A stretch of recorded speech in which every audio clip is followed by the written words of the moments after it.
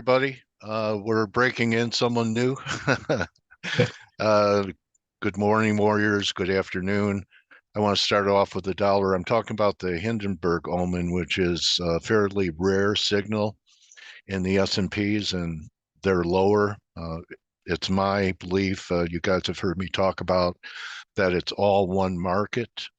And yesterday was an exception with a weak dollar and lower yields. We saw the market lower. The whole world is holding its breath today for earnings of NVIDIA after the close today. That's going to have a very big impact on what the market does, at least initially on tomorrow's open. Yesterday, I talked about the 103.80 level in the Dixie being very key. That's exactly what we've held.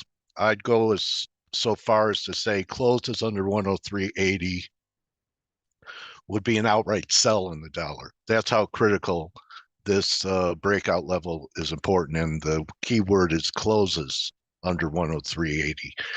If that happens, we're going to attack the par level again. If not, we're going to get one more drive up here. I'm thinking towards 105.80. 105.90, that's the 78.6 level right here.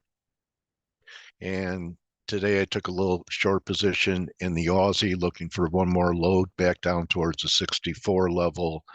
And if we get that one more big rally in the dollar to those levels, I think we will also test the 78.6 level in euro as well.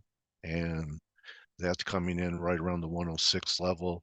So the next couple of days are pretty important.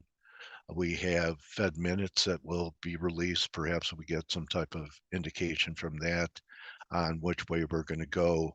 I was talking to some trader friends of mine today, and what you see happening in the Japanese yen is a triangle. So we're working off overbought conditions just by moving sideways, which to me, with a confirmed high right here, implies continuation to the upside. That we should break out to the upside in the triangle. That would also perhaps give us another push in the yield market.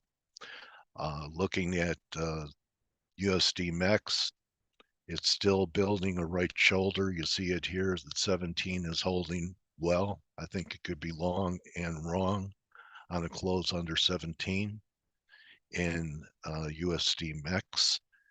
Gold has been holding up pretty well. I think if we get some type of sell-off across the board, it'll take gold lower, silver lower as well. The shares, let's see what they're doing today with both gold and silver up. Um, Gosh, they're still giving us no reason. They're acting like stocks. Uh, Perhaps Newmont tries one more low. Here's uh, GDX. I've given the big picture on GDX. It's this huge triangle. And I have 78.6 coming in at these levels right under 25. Let's see what happens here. One more dollar rally, maybe that's how we get the push. VIX, we've had a couple of days closing above the 200-day moving average. That hasn't happened in a long time.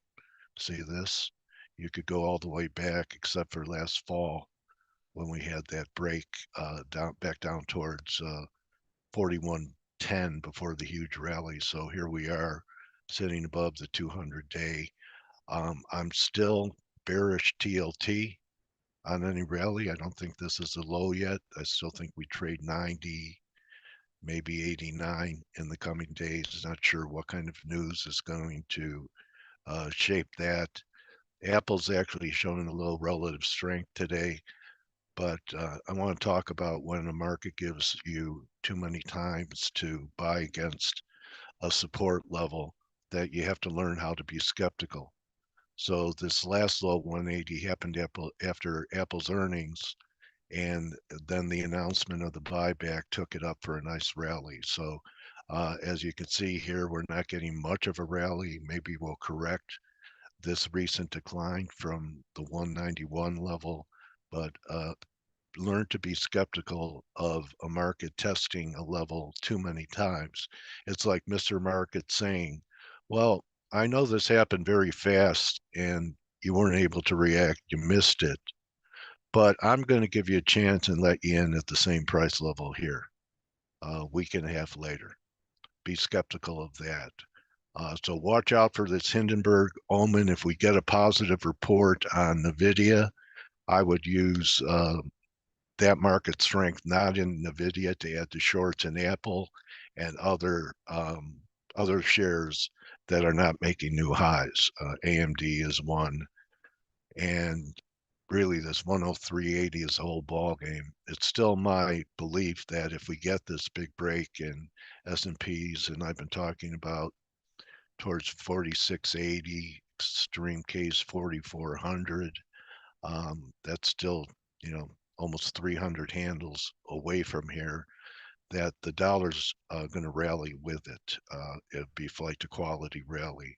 So perhaps we get this break, a swoosh in S&Ps. It takes everything lower with it, including gold, including silver, and the only thing that really rallies is the dollar. So be alert. Tomorrow's a key day in financial markets. I've never seen a case where the earnings from one company is going to um, set the tone for the market. So we'll see what happens. If NVIDIA disappoints, the market's in trouble. If it doesn't disappoint, I'd be using rallies to sell.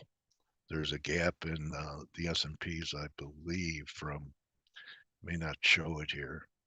I would sell if we had a rally back towards 5,000. I would sell it with stops over this top. And good luck, good hunting today. See you in the room. Still looking for the dollar to hold. I said yesterday to book half your position from the 105 high that was forecasted months before it got here, or at least many, many weeks before it got here, and to protect yourself in case we do get one more surge above this high. Actually got long at 390 yesterday, but this 380 level for FX traders is key. We take that out, it's an outright sell in the dollar for an attack at par. Good hunting. Don't just count your pips, count your blessings. And I'll see you tomorrow with Mike. Adios.